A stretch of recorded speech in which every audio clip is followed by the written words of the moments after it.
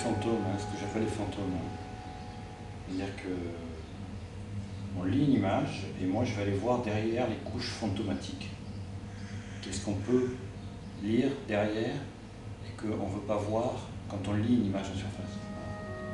Donc le plan fantôme, c'est le plan qui est derrière l'image, toute la partie inconsciente, la partie subjective que l'on rajoute soi-même pour se donner une lecture compréhensible à notre intellect et à notre sentiment. Voilà, donc là ici on a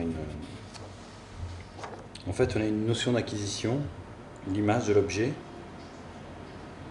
Donc soit on prend l'objet et on fait naviguer le système de lecture par coupe comme ça, soit je fais tourner l'objet par rapport à la séance de coupe. Et donc on a des coupes orientées par rapport à l'orientation que je donne à l'objet, et ce qui va donner une sorte de décollage de cette chouette. Mais on lit des coupes fantômes dans un axe qu'on veut. Donc j'ai choisi des axes différents, et voilà. Donc on a une notion de plan fantôme par rapport à la chouette, et qui s'associe à un fantôme. Alors ce que fantôme après, le fantôme on lui fait dire ce qu'on veut. Mais c'est l'idée même de la notion de fantôme, c'est-à-dire de l'image inconsciente, de l'aspect... de ce qu'on ne veut pas voir, de ce qu'on ne voit pas derrière l'image. Voilà. Une notion au-delà des apparences.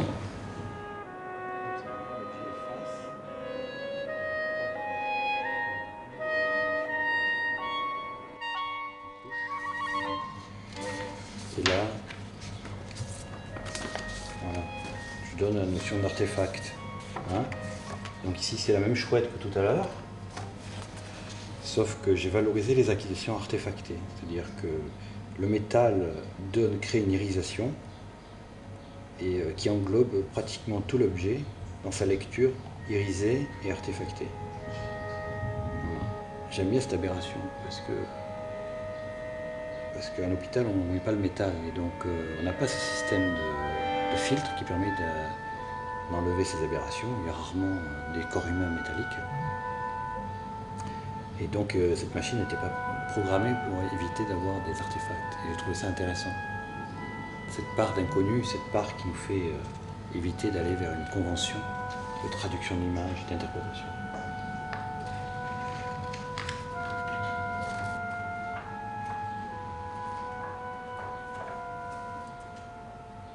Alors ici on a Femme assise. Femme assise, c'est une sculpture de Picasso, comme ça, avec tout un fil de fer à l'intérieur, ce qu'on appelle lame en sculpture, ce qui permet de structurer le plâtre après, de faire en sorte que les bras tiennent. Donc voici l'apparition par couche de la femme assise. Voilà. Et là on va arriver comme à la découpe coronarienne, les scanners typiquement coronariens.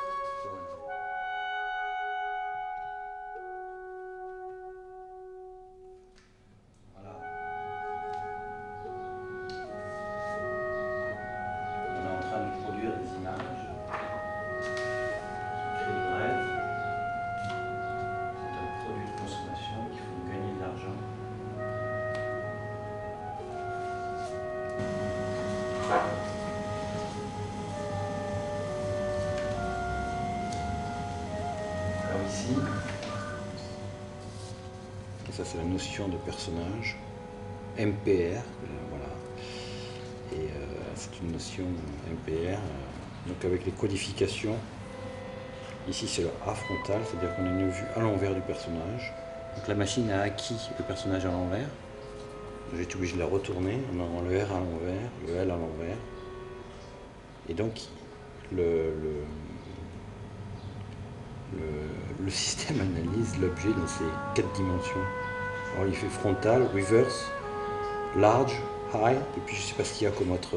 Il a toutes les versées, les faces du cube.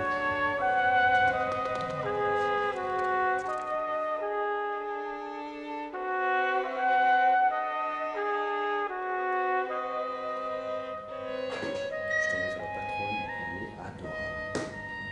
Cette nana, elle est incroyable. Voilà, c'est bon.